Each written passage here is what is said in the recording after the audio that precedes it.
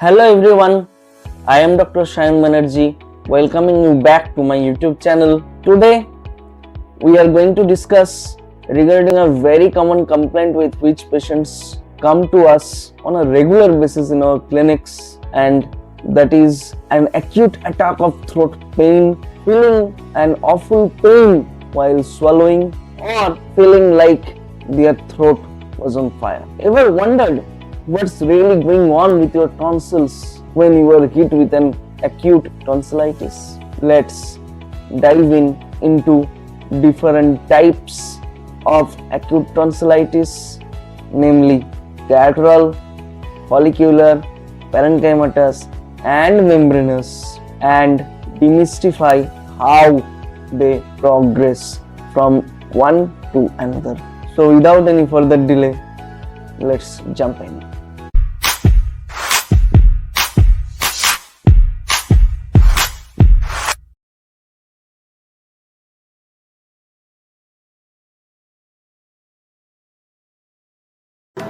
So, when it comes to pinpointing or spotting acute tonsillitis, it's all about the history.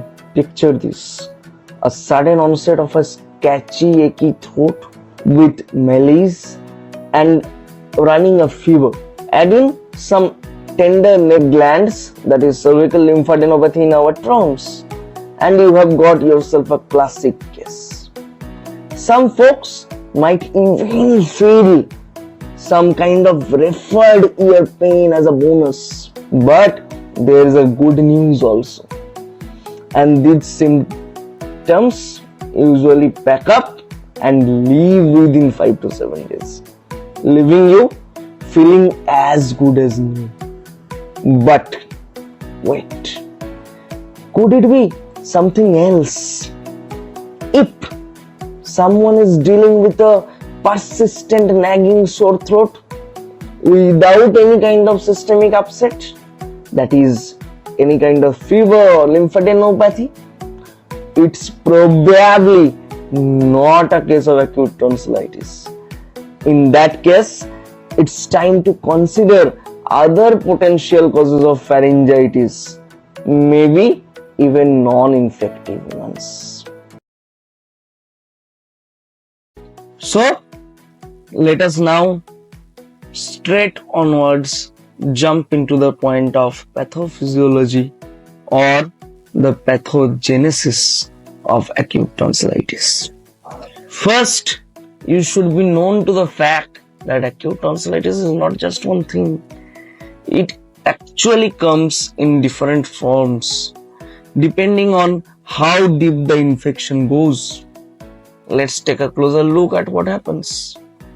Primarily, the tonsil consists of surface epithelium, which is continuous with the oropharyngeal lining. Secondly, crypts, which are tube-like invaginations from the surface epithelium, and the lymphoid tissue. About these points, we have already discussed in our previous video on the anatomy and physiology of tonsillar tissues. So, in the sequence, first up, we have Catarrhal tonsillitis. This is where the infection starts, right at the surface, involving the mucosa of your tonsils. This usually happens after a viral infection, like the common cold. So when you are feeling that scratchy throat, it might just be your tonsils trying to fend off a virus. But sometimes it does not stop there. Next, we have got cryptic tonsillitis. Those little pockets of the crypts of your tonsils can trap bacteria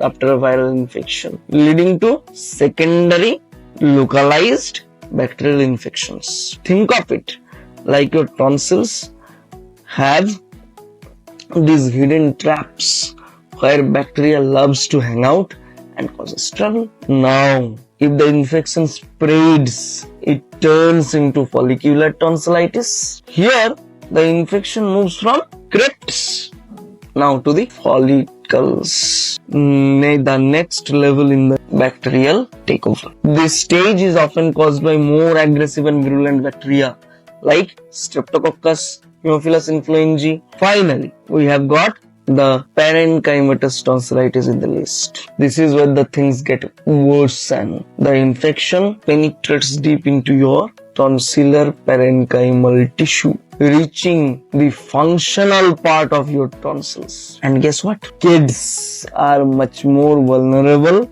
to this because their tonsils are still developing and their tonsillar parenchyma is loosely arranged in inadequate septa, making it easier for infections to spread quickly.